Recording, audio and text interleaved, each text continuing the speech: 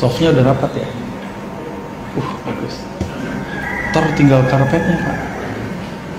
Masa kita kedinginan ya? Baik. Astagfirullahaladzim.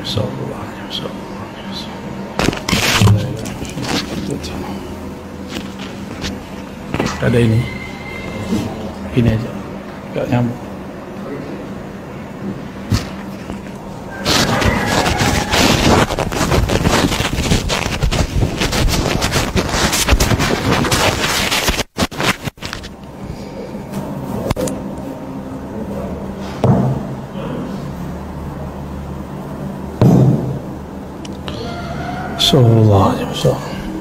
Assalamualaikum warahmatullahi wabarakatuh.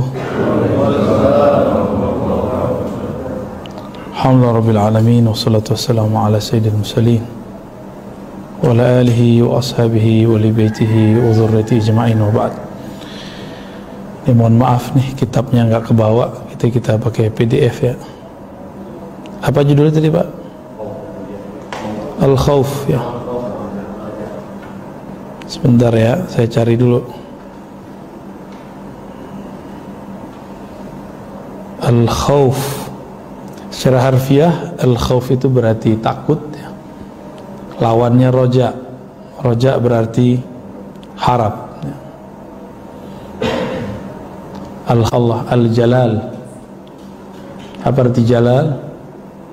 Keagungan Allah subhanahu wa ta'ala. Kita kalau melihat ada orang yang agung, yang terhormat, maka kita segan. Rasa yang muncul namanya khauf ya, karena kita segan. Berbeda dengan orang yang kita suka takzim kepadanya, tapi rasa cinta kita melewati rasa segan kita. Nah, itu namanya roja, berharap. Itu al-khawf dan roja ya. Kita coba lihat nih apa kata Imam Abu Bakar Ar-Razi tentang bab ini ya. Muhammad ibn Abi Bakar ya. Al-Khawf halaman 75. Sebentar.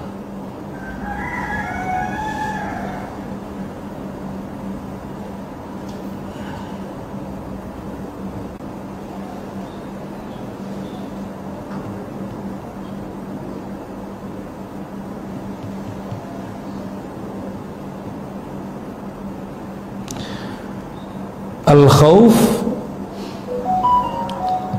tawakku makruhin aw fawatu mahmubin. Nah, begitu kata beliau. Khauf itu ketika ada rasa takut saat terjebak ke dalam sesuatu yang dibenci oleh Allah Subhanahu wa taala. Aw fawat mahbubin, atau khawatir sesuatu yang dicintai hilang. Itu muncul rasa takut, benar ya? Kita melakukan sesuatu yang makruh, dibenci Allah, kita merasa kemudian tidak nyaman, merasa ini berbahaya ini. Itu sudah khauf. Ada kewaspadaan. Atau bahkan kita malah maksiat lalu muncul rasa bersalah. Itu namanya khauf. Ya, itu maksud teks pertama. Qila huwa istisy'arun nafs ma yakduru haluha fil mustaqbal. Rasa yang muncul dalam diri, nah ini penjelasan tambahannya, terhadap ma yakduru haluha fil mustaqbal. Khawatir mengenai di masa depan kita akan merasakan sesuatu yang, atau mengotori diri kita sendiri. Kajian-kajian akhir zaman jika tidak berdasarkan ma'rifatullah, yang muncul hanya khauf, rojanya nggak ada. Tahu kajian akhir zaman? Kajian-kajian tentang Dajjal, tentang Mahdi, tentang fitnah-fitnah, kekajian di akhir masa nanti. Itu kalau tidak berdasarkan ma'rifat yang tajam, cuma berdasarkan akliyat, hafalan, mungkin analisa-analisa kita terhadap dalil, Itu yang terjadi nanti apa? Rasa khawatir. Maka coba lihat, saya cuma minta Bapak, Ibu, Saudara memperhatikan. Saya ada kajian akhir zaman, orang lain juga punya kajian akhir zaman. Rasakan bedanya. Ada perbedaannya. Kajian akhir zaman kita ambil dari para aulia-aulia dalam memahami dalil, bukan hanya dari para mufakirin, ahli-ahli pemikiran. Karena akhir zaman kabarnya diceritakan oleh Rasulullah. Rasulullah dapat berita lewat kolbu dari ruhnya. Siapa yang mengabarkan? Allah Subhanahu wa ta'ala. Maka cara memahaminya harus lewat kolbu, nggak bisa lewat ini. Kalau lewat ini apa yang terjadi? Beberapa ustadz itu sudah pengen selamat, beberapa dai itu sudah mengajak orang buat perumahan akhir zaman. Pernah dengar? Oh, ini sunnah. Kenapa? Nanti Rasulullah memuji orang-orang yang dia uzlah, dia menyendiri, tidak tinggal di keramaian. Lah hadisnya jelas uzlah. Uzlah itu sendiri. Kalau buat komplek tengah hutan namanya rame-rame. Kalau mau cari duit, bilang aja cari duit ya. Gak usah bawa-bawa akhir zaman. Ya. Atau emang nggak ngerti, bilang nggak ngerti. Di atas wali ada wali, di atas orang alim ada orang alim. Nanya kepada orang yang lebih alim. Jangan tebak-tebakan.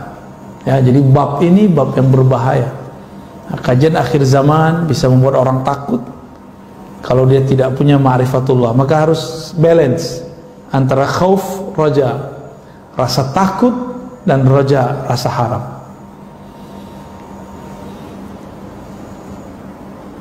Apalagi makna dari khauf? Harakatul qalbi fi jalalatir Rabb, min jalalatir Rabb.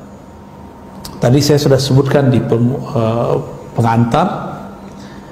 Khauf itu getaran kolbu karena keagungan Allah Subhanahu wa ta'ala. Kenapa kita merasakan getaran? Bisa jadi karena kita merasa salah, bisa saja merasakan kita ini kurang adab kepada Allah. Pernah gak merasa, ya Allah saya gak pantas? Pernah merasakan begitu? Jika pernah, berarti pernah merasakan khauf, rasa takut. Istighfar lalu merasa takut, ingat masa lalu, itu ada khauf. Maka kadang-kadang orang-orang yang taat terkecil itu kadang-kadang kalau dia ini nggak kena maksiat sekali, dia sok suci kadang. Jadi ini jangan sengaja maksiat ya, tapi ada orang yang taat terus, dan itu banyak di dunia. Lalu ketika dia bersentuhan bab politik, bersentuhan bab perbedaan, dia merasa lebih suci daripada orang yang berbeda. Ketika dia melihat orang maksiat, dia merasa jijik. Akhirnya kalau Allah sayang sama dia, Allah takdirkan pada orang ini maksiat, supaya dia tahu rasanya maksiat itu gimana. Bahwa maksiat itu juga bagian daripada gerakan hidup yang Allah sudah takdirkan. Takdir buruknya orang maksiat putus asa, takdir baiknya orang maksiat tobat. Pilih mana? Itu takdir. Jadi maksiat itu takdir, iya. Tapi usaha kita, tobat itu takdir baiknya, putus asa itu takdir buruknya, mengulangi kembali itu takdir buruknya, tobat kembali itu takdir baiknya. Udah begitu aja terus. Ya, jadi jangan putus asa. Jangan pernah putus asa dari maksiat. Jangan juga kegeeran kalau taat gitu. Ya. Kalau putus asa berarti khaufnya berlebihan. Kalau kepedean, apalagi juga diampunin lagi, berarti rojan. Maka ungkapan ulama kita, khauf itu sayap kanan, roja itu sayap kiri. Dengan begitulah seorang hamba usul kehadirat Allah Subhanahu wa ta'ala, ya, sampai kepada Allah. Sampai itu gimana? Allah kan tidak perlu tempat. Sampai di situ berarti sampai merasakan bahwa Allah itu dekat kepadanya. Itu minimal ya. Imam Junaid, Imam Salafus Saleh ditanya anil khauf, apakah itu? Tawakku,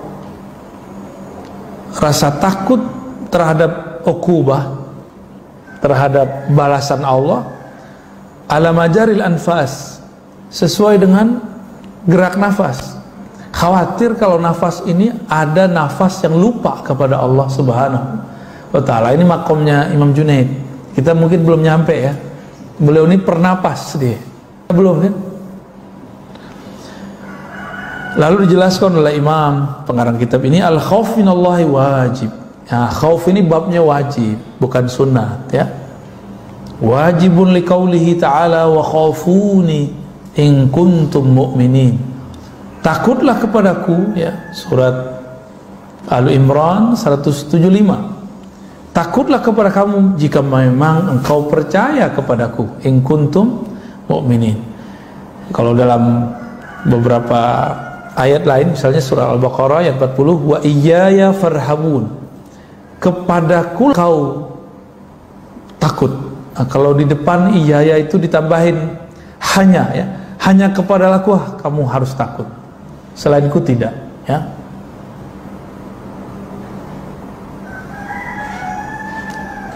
Allah itu memuji para nabi, para wali dengan rasa takut itu. Yad'unana raghaban wa rahaba.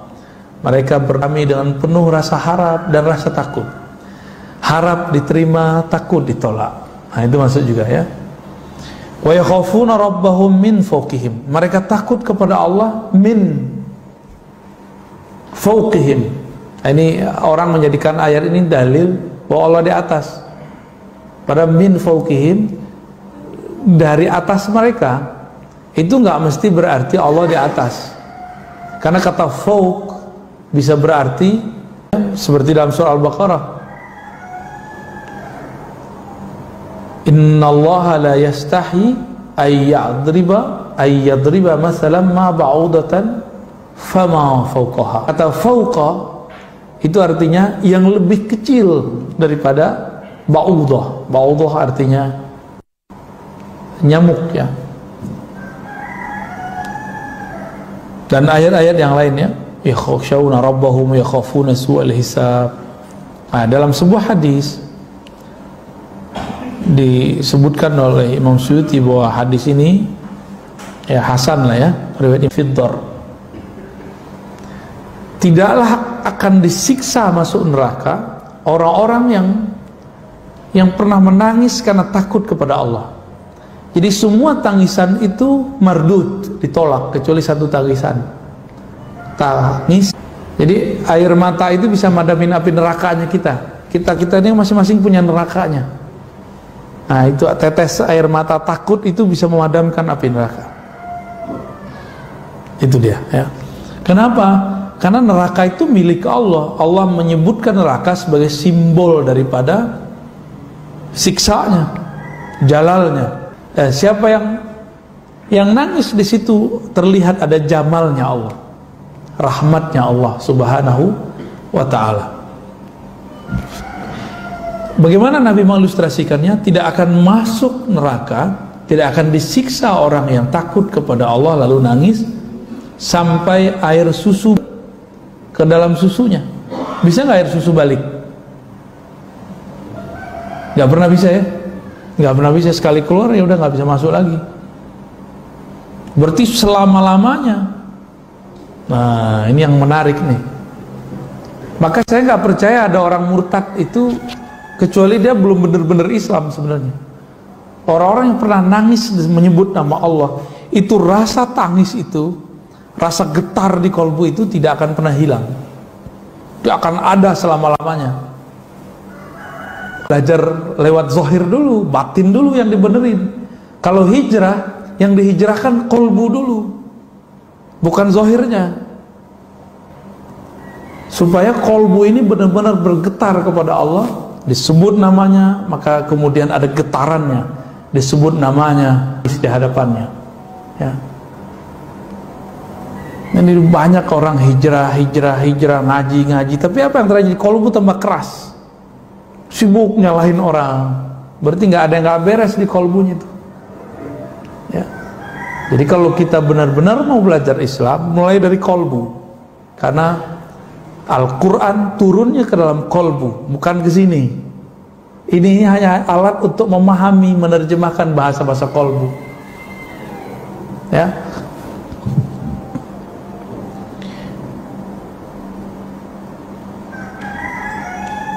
Dalam riwayat Imam Tabrani disebutkan, idza qsha'arra jasadul 'abdi tahatat anhu dhunubuhu kama yatahatat 'anis syajaratil yabisah waraquha. Apa indikator? Ini indikator membaca tubuh. Tubuh ini menerjemahkan kolbu. Kita kalau istighfar, doa, muhasabah, sholawat, zikir, lalu ada merinding. Pernah merinding nggak kalau berzikir? Atau merinding di saat ada ta'lim yang membuat kita ingat kepada Allah. Jika antum merasakan itu, maka pada saat itu tahatat zunubuh, dosa-dosanya gugur seperti gugurnya daun-daun di musim gugur. Di Indonesia nggak ada musim gugur ya, tapi karena ada beberapa pohon seperti pohon kapas, dia gugur di musim tertentu. Coba perhatikan dia. Ketika kolbu ini bergetar, tubuh ini kemudian merinding, bulu roma kita merinding menyebut nama Allah, merinding mendengarkan kalam-kalam Allah, kalam-kalam Rasulullah, kalam-kalam ulama, aulia-aulia Allah. Itu merindingnya membuat kita diampuni. Ya, itu indikatornya. Antum baca sholawat, ada perasaan merinding nggak? Gitu. Itu lagi dijawab tuh sholawatnya sama Rasulullah Sallallahu Alaihi Wasallam, ya. Karena kebanyakan orang nggak merasakan, ya. Walakin la tash'urun, tapi kamu tidak mengetahui, tidak merasakan. Tash'ur dari syar, bulu roma. Tapi kamu, bulu romamu tidak merasakan hadirnya para aulia, hadirnya para syuhada yang sudah wafat. Jika para aulia, para syuhada masih hidup di alam lain, nabi yang membuat syuhada itu mulia, aulia yang karena nabilah mereka menjadi wali, kira-kira lebih aula ayyakuna hayyan, lebih utama hidup, ya. Lebih Bismillah.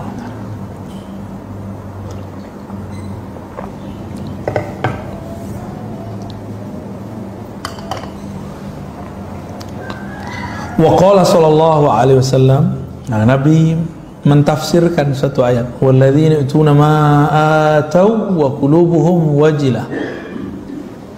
Orang-orang yang memberikan apa yang mereka berikan dan kolbunya penuh dengan rasa wajlah, rasa takut. Ay khaifah alla yuqbala minhum a'malul bir. Jadi kita nih ciri-ciri indikator kalau kita sudah ada masuk nih rasa takut ke kolbu, kita beramal, memberi sedekahkah, berzikirkah, sholatkah, lalu ada perasaan khawatir nih nggak diterima, merasa nggak pantas diterima, itu masuk semua tuh ke bab khauf. Kalau indikator ini sudah ada, berarti sudah mulai bagus kolbunya, ya. Kana an-nas ya'uduna Dawuda wa yazunnuna annahu marid wa lam yakun bihi illa syiddatul khauf min rabbih. Jadi ada satu riwayat, ya, bahwa dalam Israiliyat Nabi Daud sakit, terlihat sama orang, tapi sebenarnya beliau nggak sakit, beliau cuma ketakutan habis membaca Az-Zabur, lalu badannya lemas, bergetar, panas dingin. Jadi dulu para nabi baca ayat-ayat Allah sampai begitu. Kalau kita enggak, ya, enggak ada yang begitu, ya. Di zaman Hasan al-Basri itu ada orang baca surah Al-Hadid nyampe di ayat 16-nya pada pingsan. Kita enggak ada yang begitu. Apa yang salah ini? Ya. Maka minimal merinding-merinding lah kalau dibacakan ayat lalu disebutkan maknanya. Waktu saya kemarin saya baru pulang dari Sumatera, ya, dari kampung saya. Itu macam-macam berteriak di sana. Ada yang merinding begitu, ketakutan dia kepada Allah. Wajlah, bulu romanya merinding. Sampai-sampai dia nggak tahan, dia berteriak, ya Allah. Ada juga yang kurang ajar, kita belum selesai ngomong dipotong. Ya, ada juga yang begitu, gaya badui. Angkat tangan langsung ngomong, itu kan badui itu. Orang kalau angkat tangan gimana hadapnya? Dipersilahkan dulu baru ngomong. Itu saya diuji juga tuh Pak, diuji perasaan saya gimana. Ya. Itu soal adab itu, ya. Adab yang buruk. Itu terjadi Pak. Tapi yang bagus adab banyak juga. Cuma kadang-kadang kita diuji sama yang buruk adab doang. Ya. Nah, ada sebuah kalam. Ini hadis juga. Rasul hikmah makhafatullah. Hikmah, orang kan belajar hikam, lalu menemukan hikmah dalam hidup. Apa inti dari hikmah? Makhafatullah, rasa takut kepada Allah Subhanahu wa ta'ala. Maka dikatakan di sini, man khafallaha khafahu kullu syai' wa lam yakhaf wa man lam yakhafillah khafa min kulli syai'. Nah, ini hadisnya, riwayatnya hasan ya kalau digabung dengan riwayat yang lain. Siapa yang takut kepada Allah, maka segala sesuatu akan takut kepadanya. Maksudnya kalau kita segen kepada Allah, maka semua di alam semesta akan segen kepadanya, kecuali jin dan manusia yang durhaka kepada Allah. Sebaliknya, siapa yang tidak takut, tidak segan, tidak hormat kepada Allah, maka dia akan takut kepada segala sesuatu. Apa aja takut? Corona takut, nggak corona takut.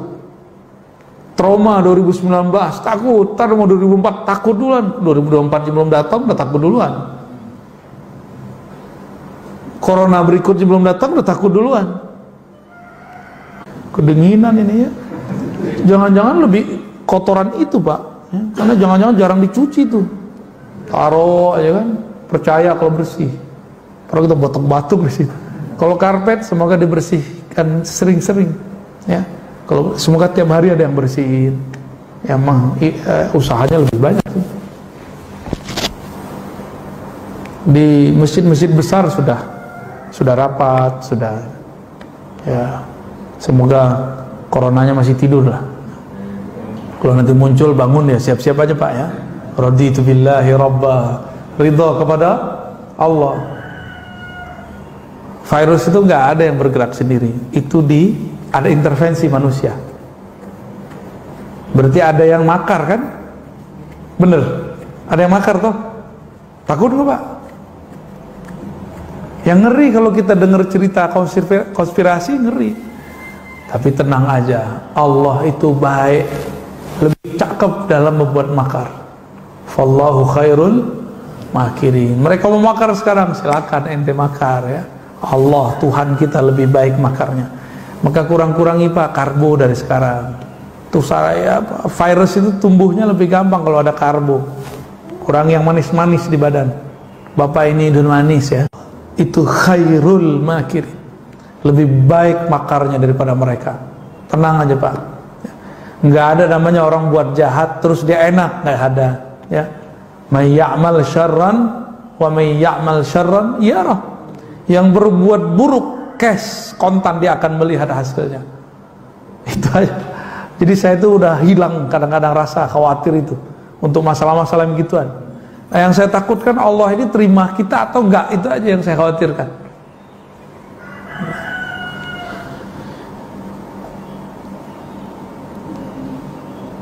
Semoga nanti yang yang berwenang mengumumkan nggak wajib pakai masker, wah lebih enak lagi Pak ya.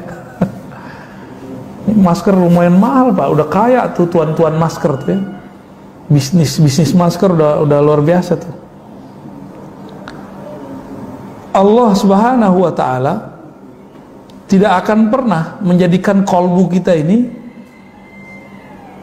ada dua ketakutan, rasa takut. Takut kepada A dan takut juga kepada B, nggak ada ya. Pasti kepada salah satunya. Makanya dalam Al-Quran dikatakan Allah tidaklah menjadikan manusia itu dua kolbu. Kolbu kita satu. Maka rasa takutnya cuma satu, takut kepada Allah, takut kepada Allah aja. Kita ngomong begini bukan berarti kita nggak waspada terhadap corona. Kepada corona bukan khauf tapi waspada. Bisa bedain? Kita tidak takut corona tapi kita waspada kepada corona. Kepada Allah takut. Bisa bedain? Jangan konyol juga bilang gak usah takut kepada corona, gak usah waspada. Itu konyol juga tuh. Mengada buktinya orang meninggal kok ya. Kalau antum gak percaya, gak masalah. Buktinya ada ya. Semuanya ada. Jadi kita nggak usah terlalu kemakan teori-teori yang aneh-aneh juga.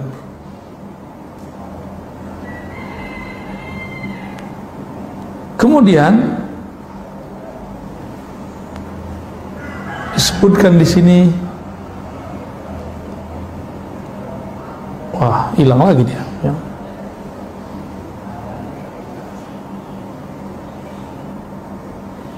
Rasa takut ini muncul kalau orang biasanya maksiat, udah itu aja. Rasa takut muncul kalau orang maksiat. Maka kalau antum ceramah kalau antum nangis tuh kita curiga, jangan-jangan ingat maksiat nih. Tapi nggak usah khawatir, bagus, itu bagus. Nah, apa kata Allah Ta'ala? Wa izzati wa jalali la yaj'al man amana bi sa'min layla wa nahar kaman la yu'min bi nafsi biyadihi law akhta'tum hatta tamla khatayakum ma baina as-sama'i wal ard summa astaghfartumullaha la ghafarakum. Dan demi jiwaku yang ada dalam genggamannya, ya, seandainya lalu kalian minta ampun, Allah ampuni. Gampang toh? Berarti Allah kasih harapan nggak? Kalau Allah kasih harapan, Allah kasih harapan, maka disebut roja. Ya, itu kenapa ada suara saya lagi tuh Pak? Ya, kecilin aja Pak.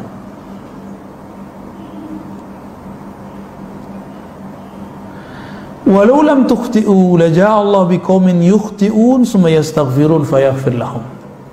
Ada orang ngerasa nggak berdosa, ada satu kaum merasa tidak salah, ada satu generasi merasa mereka orang taat. Banyak orang begini sekarang.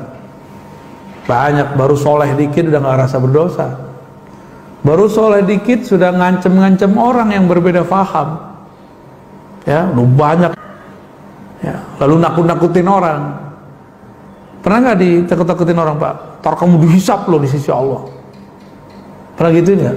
Saya hampir tiap hari Pak digituin orang. Maklum, kita juga ceramah tiap hari soalnya. Tapi sombong sekali ngomongnya. Ittaqullah, takutlah kamu kepada Allah. Semoga kamu dapat hidayah. Gitu. Dia lupa mendoakan dirinya sendiri.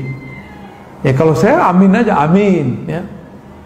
Tar hati-hati kamu dihisap. Ya itu urusan saya ntar dihisap. Itu urusan ente. Ya. Nggak usah ngancem-ngancem kita dengan kata hisap. Ente aja selamatin dulu dirinya.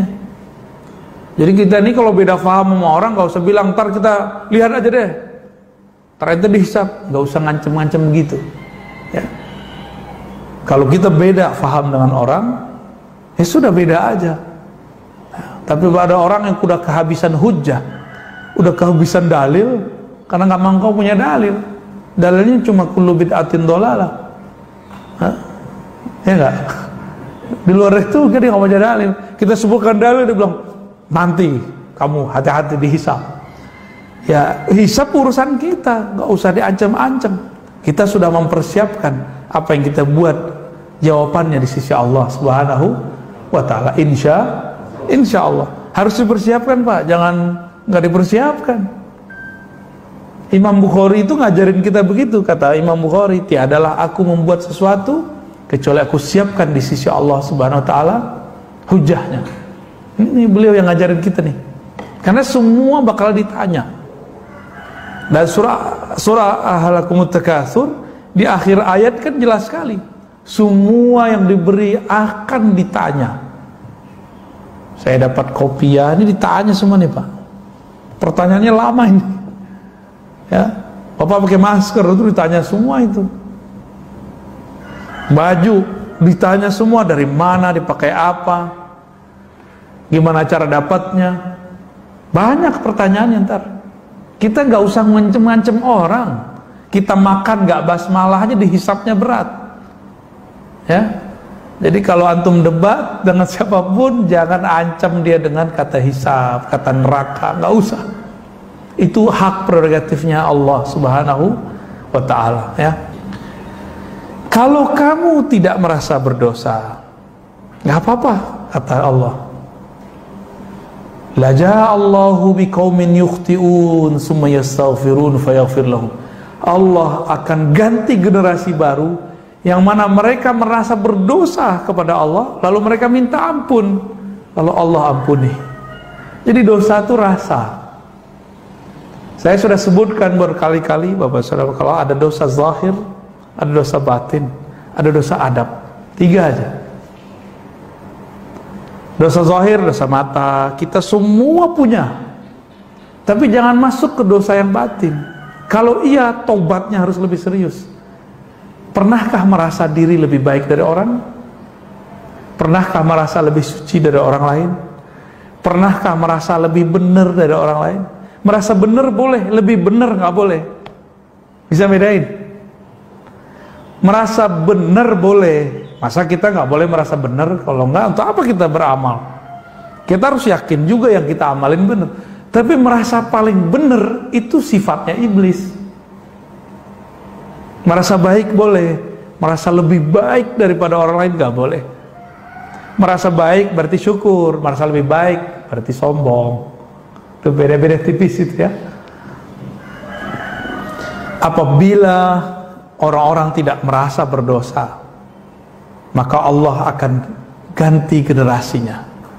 Muncullah nanti generasi baru yang mereka kolbunya lebih baik. Nah, dia nggak merasa dosa zahir, dia merasa dosa yang kedua, dosa batin.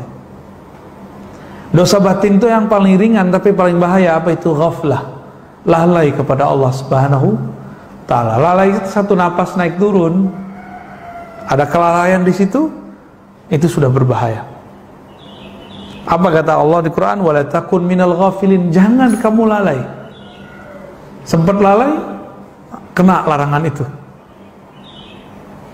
Beriman kekasih Allah, dia merasa bermaksiat walaupun dia nggak perlu korupsi, zina, ngambil hak orang, nyakitin orang, nggak. Dia lupa, ingat Allah di kolbunya sudah disebut maksiat. Apalagi kalau dia pernah dosa zahir, itu lebih dahsyat lagi tobatnya. Dosa batin aja nih, nafasnya kosong dari menyebut nama Allah, kosong dari mengingat nama Allah, apalagi dalam sholat. Itu bagi dia sudah maksiat yang besar. Apalagi dia memang maksiat secara zahir. Ada nggak kita yang nggak pernah maksiat kalau gitu? Nggak ada ya. Tapi banyak orang secara zahir dia nggak ngerasa maksiat. Imam Syahrastani pernah mengatakan, kelompok Khawarij adalah kelompok yang merasa diri mereka tidak bermaksiat secara zahir, tapi batin mereka nggak selamat. Kelompok ekstrim. Makanya mereka meneraka-nerakakan orang, mengkafir-kafirkan orang. Itu karena kolbunya kotor, tapi hafalannya. Dia menghukumi orang dengan hafalan-hafalannya. Dan ini berbahaya. Ya. Ini yang akan kita hadapi nanti.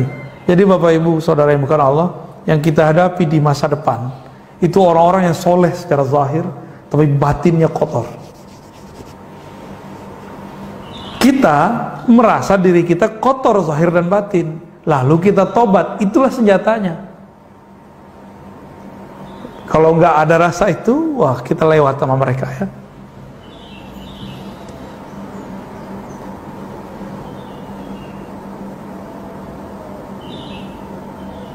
Innama yadkhul jannata man yarjuha. Nah, ini hadis menarik juga nih. Hadis yang juga didapatkan di riwayat Imam Baihaqi ya, dan riwayat lain. Yang masuk surga itu hanya yang mengharapkan masuk.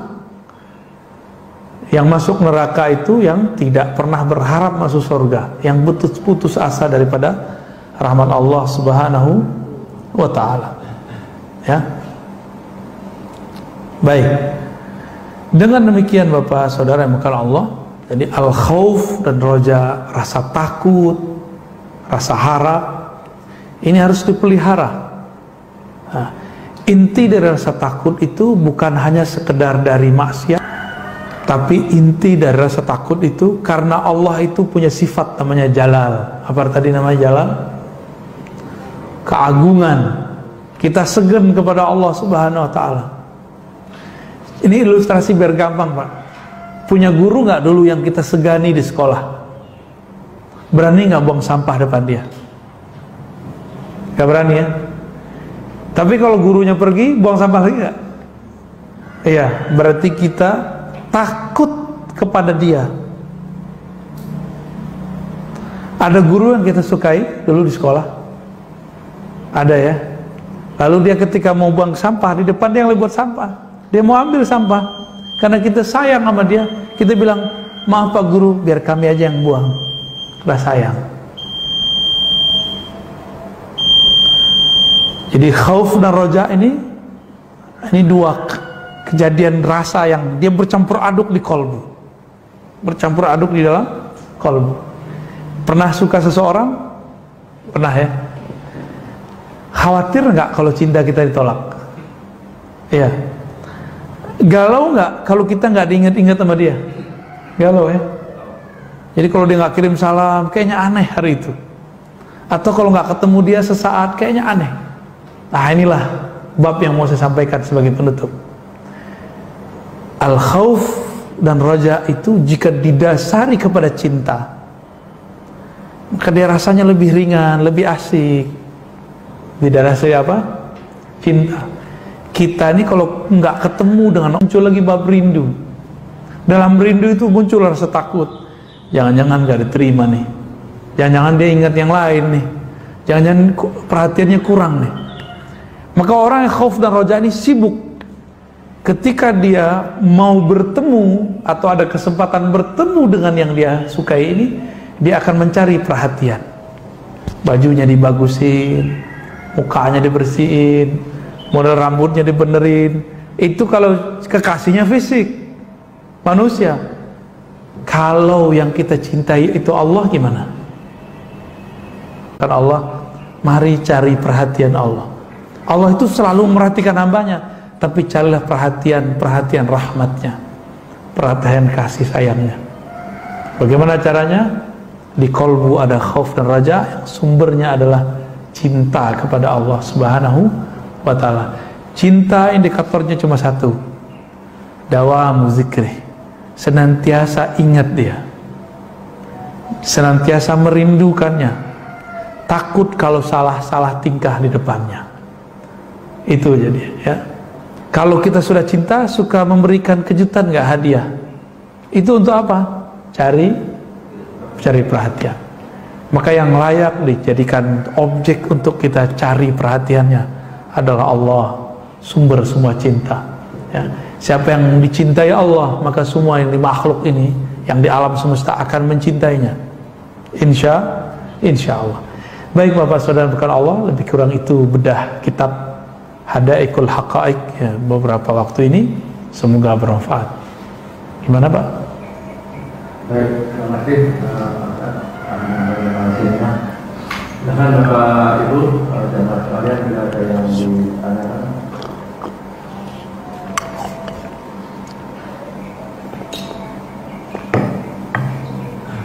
Assalamualaikum warahmatullahi wabarakatuh. Assalamualaikum warahmatullahi wabarakatuh.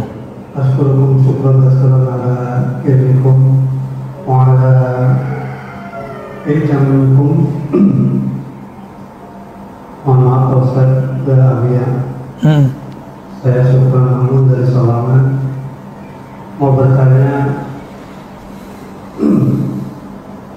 apakah buah dari, kalau kita zikir kan di suara ada yang disebut zauk ya, apakah ada hubungannya dengan khauf dengan roja ini?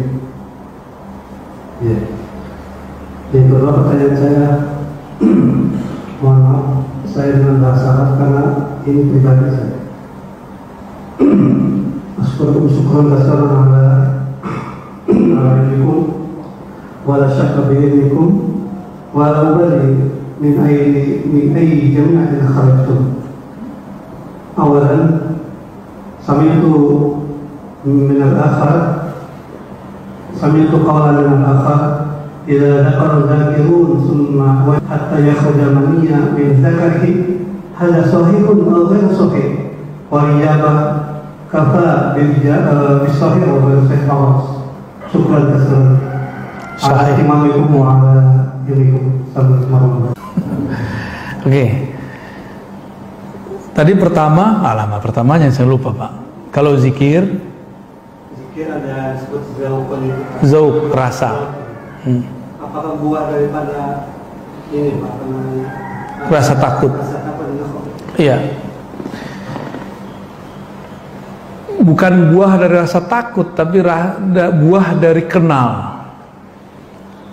Kenal dulu, baru ada cinta. Cinta dulu, baru ada rasa harap dan cemas.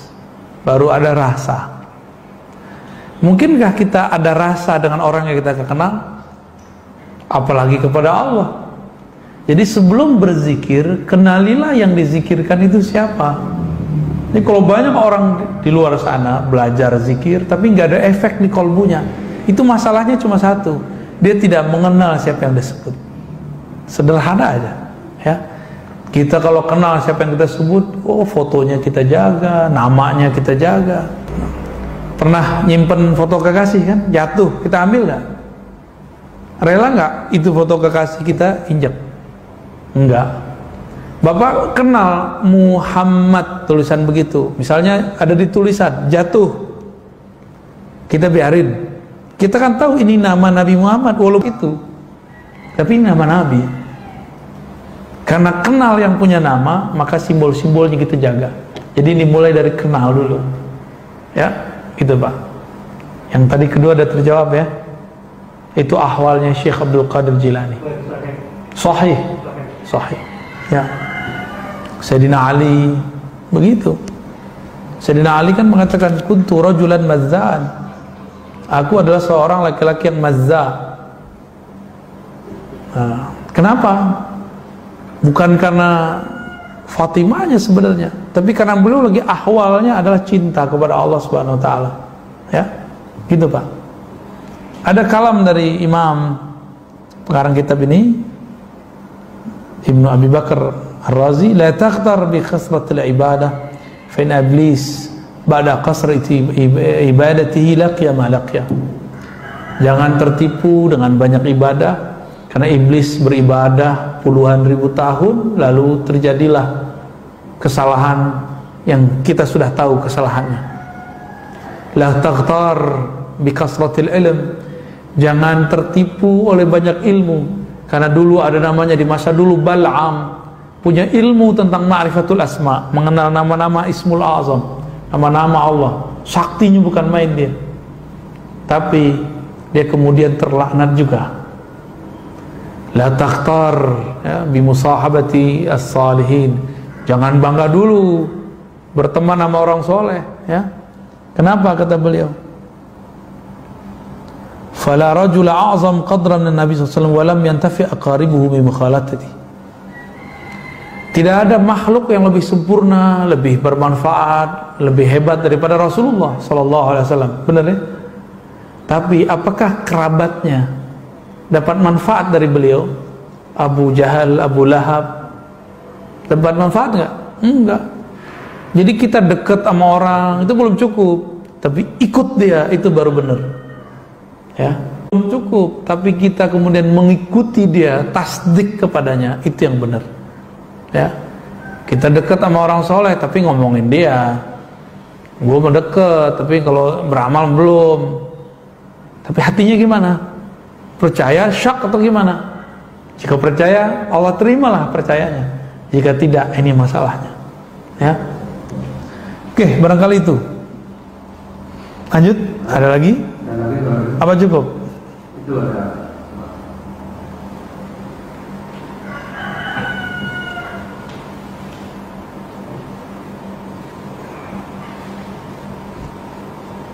Terima kasih. Assalamualaikum warahmatullahi wabarakatuh. Salam. Mengkhawatirkan anak itu bagaimana Ustaz? Yang benar supaya tidak terjadi Karena ini adalah generasi dan tidak boleh kita meninggalkan generasi yang lemah, kata Rasulullah seperti itu. Nah sekarang lembaga pendidikan yang mahal, ya, apakah cukup dapat lembaga pendidikan yang mahal? Kalau kita juga ya kurangi bahasanya. Dan pertanyaan berikutnya, apakah lembaga pendidikan yang mahal itu masih punya pahala di akhir zaman? Terima kasih.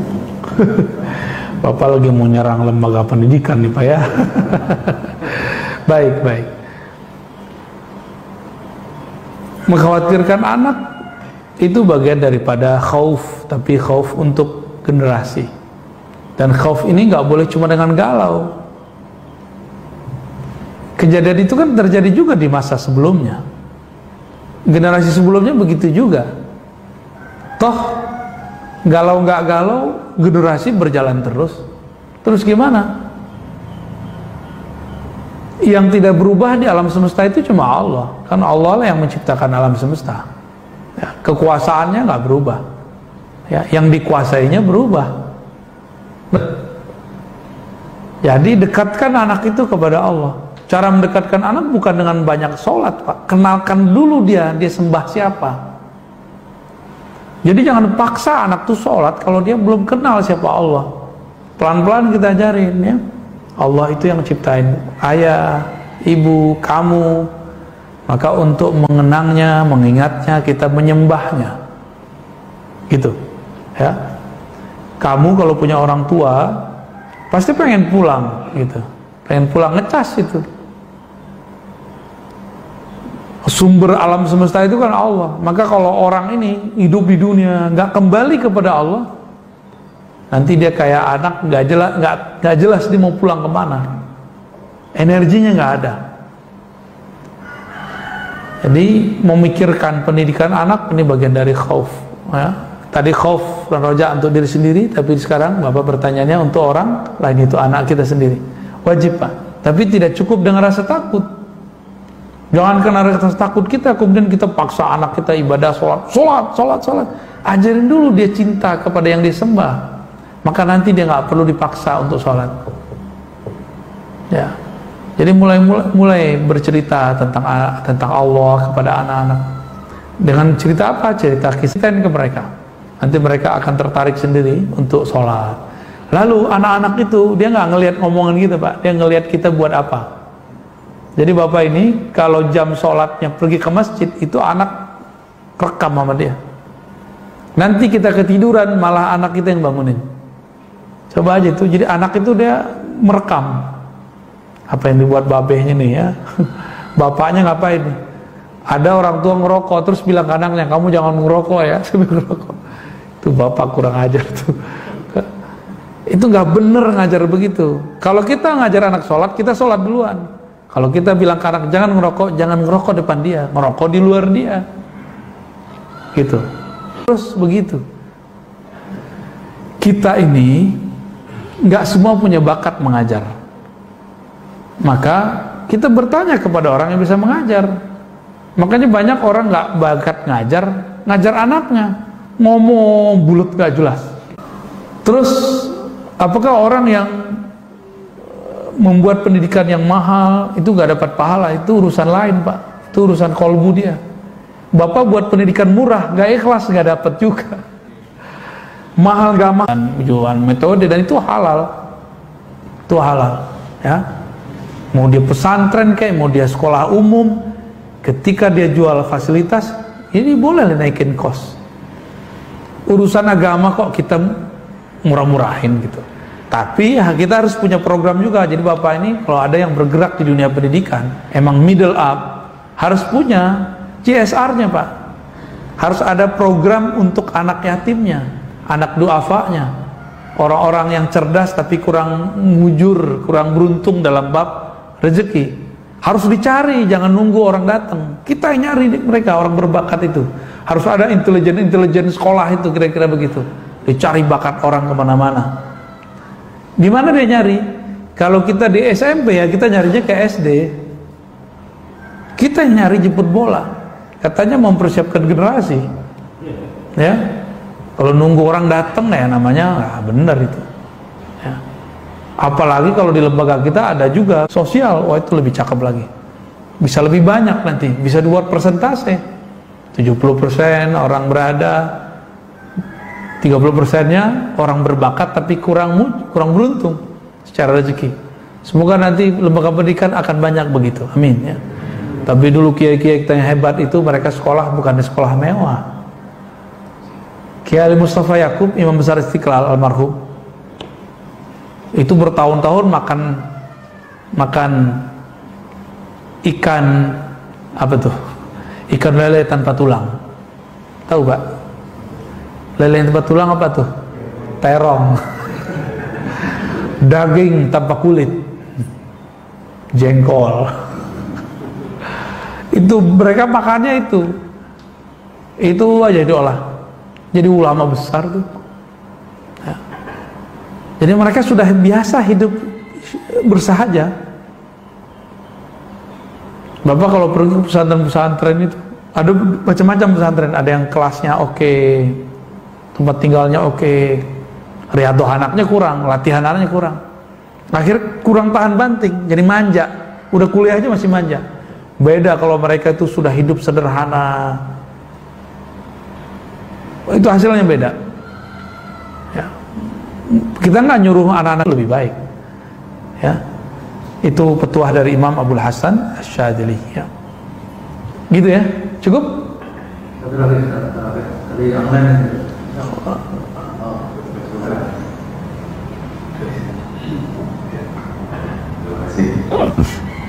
Assalamualaikum warahmatullahi wabarakatuh. Assalamualaikum warahmatullahi wabarakatuh. Ya, saya muliakan yang saya hormati Buya kita, Dr. Haji Hasyim. Saya ingin bertanya, sekitar tahun 1999 saya belajar zikir di komplek AL di Pasar Minggu ya. Oh, syukur apa? Tawakal. Raudatul Askar ya.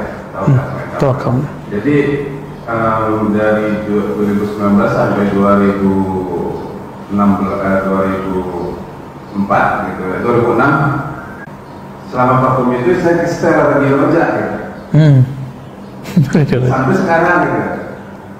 Sekarang gitu, jadi awal-awalnya saya dengar ini biasa tuh gitu ya. Radio Roja apa radio apa? Radio Roja gitu ya. Oke. Ya itu sebelah gitu. Rajin juga ya. Jadi akhirnya tapi saya nggak membatasi diri ya. Ya, apa aja didengar gitu. Saya ini gitu kan. Terus juga nggak suka membina terus segala macam gitu ya gitu. Jadi sekarang ini sejak mendengarkan tausiah-tausiah dari Buya gitu, saya benar-benar tadinya setengah-setengah, sekarang mutlak gitu ya. Alhamdulillah gitu ya. Jadi saya ingin izin dari Buya gitu.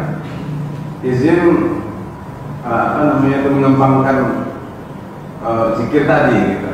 Jadi boleh nggak gitu saya itu mentalkin ke saudara-saudara gitu, keponakan gitu kan. Dan ingin izin dari Buya juga gitu. Ingin bersandar ke Buya gitu. Zikir gitu. Jadi mohon penjelasan dari Buya. Terima kasih Buya. Assalamualaikum warahmatullahi wabarakatuh. Ya, mengenai izin memberi talqin itu ada prosesnya ya. Pertama latihan zikir dulu sampai zikir itu sudah mahir, sudah jadi alam bawah sadar kita, maka energi zikir ini baru bisa itu namanya talqin. Jadi mentalkin zikir, mengajarkan zikir itu gak mudah karena dia butuh energi yang kuat. Kita mau mengurung kolbu orang ini, kita semacam apa ya, kita kurung dari semua arah biar dia nyebut nama Allah. Gimana caranya? Itu namanya talqin. Maka energinya harus dahsyat, harus kuat. Kalau untuk dapat izin talqin dari saya tidak mudah ya, karena saya termasuk yang dapatnya susah. Orang yang dapatnya mudah, dia ngasihnya mudah. Kecuali itu mencari guru lain yang dapatnya mudah, silakan. Tapi kalau lewat saya, biasanya dimulai dari zikir khafi, nyebut nama Allah, ada zikir beberapa macam kurikulum, sampai kemudian kepada taraf, ya ayyuhallazina amanu dzkurullaha dzikran katsira. Wahai orang beriman, berzikirlah kepada Allah sebanyak-banyaknya. Baru nggak pakai kurikulum lagi zikirnya. Jadi kurikulum itu sama kayak kita belajar Quran, pakai tajwidnya, pakai Iqra. Ada nggak Nabi ngajarin Iqra? Ada nggak Nabi ngajarin pakai metode Baghdadi, Qiraati, Tilawati? Nggak ada. Metode ini dibuat supaya orang bisa baca Quran. Kalau sudah bisa baca Quran, khatam deh Quran, dia boleh ngajarin orang. Gitu. Jadi kapan talqinnya boleh diizinkan? Kalau sudah mahir, ya. Nanti cek dulu, kita latihan zikir lagi, ya. Latihan zikir mulai dari Ismul Jalalah, Lataif, Nafi Isbat, Tahlil, minimal itu dulu. Baru nanti kita minta kepada Allah, ya Allah izinkan. Biar energinya langsung Allah yang nurunin, bukan saya yang ngasih. Ya. Jadi kenapa talqin-talqin zikir gak berasa di beberapa majelis? Karena dia mengandalkan energi zikrullah dari kolbunya. Padahal kolbunya tidak selalu ingat kepada Allah. Tapi kalau kolbunya sudah bertawakal kepada Allah, Allah berikan energi, walaupun yang ikut 100.000 orang itu akan Allah. Insya Allah. Gitu Bang ya. Dari Online. Satu, apakah masuk usul ilallah dan bagaimana agar bisa usul? Kemudian yang kedua, jika berdoa kita tidak berdoa, kita juga salah. Apakah rasa salah bersalah adalah senjata mulia untuk suluk? Untuk apa suluk? Wah, yang nanya orang tarekat nih kayaknya nih, ya. Wusul itu rasa kesadaran kepada Allah. Disebut wusul. Kita merasakan kesadaran bertuhan. Namanya apa? Wusul. Kesadaran itu beragam. Ada kesadaran kepada namanya. Nama yang paling nikmat dibaca itu nama Allah. Allah itu kalau dibaca tuh nikmatnya bukan main. Itu nggak ada bandingannya kalau orang baca. Maka Allah mengatakan wala dzikrullahi akbar. Sungguh zikru, menyebut, mengingat Allah. Allah gitu terjemahan harfiahnya. Akbar, rasanya lebih dahsyat. Rasanya lebih nikmat. Gitu ya. Ya, minimal usul di situ dulu, baru nanti usul pada afal Allah. Kita kalau ngeliat gerak, yang terlihat adalah peran Allah. Nah, ini kebanyakan orang nama pun belum masuk ke kolbunya, apalagi dia melihat afal Allah. Teman-teman yang melakukan Allah, apa yang terjadi di dunia ini sekarang perbuatan Allah bukan? Ridho nggak? Hah? Corona buatan manusia zahirnya, tapi izin dari Allah bukan?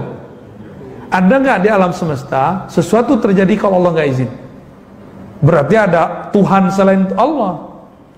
Maka mesti corona ini walaupun intervensi makhluk, karena Allah juga yang menginginkannya, tapi Allah tidak meridhoinya. Itu. Maka kita, karena dia menginginkan, kita terima aja. Kita terima, kita jalani. Makanya saya mengajak teman-teman, kita sekarang dipaksa vaksin aja. Ustadz ini nggak jelas. Bukan, ini justru jelas. Ya antum bolehlah nggak terima sakti, tapi kalau nggak vaksin bisa naik kendaraan kemana-mana kan nggak bisa. Maslahatnya sekarang kita pikirin. Mudarat di badan tinggal dibuang pakai bekam kok, enggak. Jadi kita nggak usah takut-takut amat tuh masalah-masalah begitu. Tapi kalau sudah masuk nama Allah, nanti kita akan melihat bahwa Allah ini berperan di alam semesta. Baru rasa itu muncul. Berarti usul di bab fi'il Allah. Ya.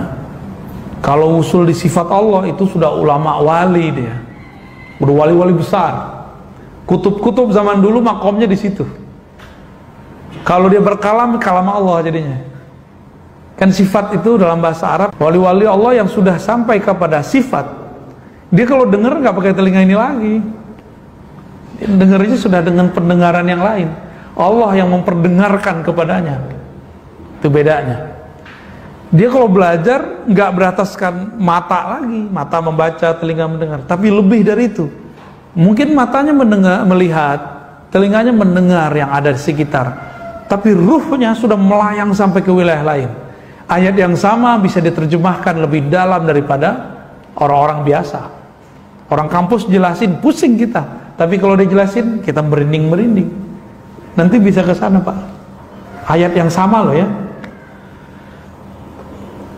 Lalu kalau ada merasa tidak pantas kepada Allah, bisakah suluk itu kali ya? Itu awal suluk kah? Ya, itu namanya ahwal, keadaan rohani yang terjadi pada orang yang hendak datang kepada Allah. Ya, bagian dari awal suluk sih, boleh. Belum akhir itu, ya. Demikian lebih kurang ya. Semoga bermanfaat, semoga pagi kita diberkahi oleh Allah dua hal, dengan pagi berjamaah dan pagi mengaji, membaca kitab, mendengarkan ilmu-ilmu tentang ma'rifatullah. Semoga Allah menerima apa yang kita lakukan. Amin rabbal alamin. Sallallahu alaihi wasallam Muhammad. Assalamualaikum warahmatullahi wabarakatuh.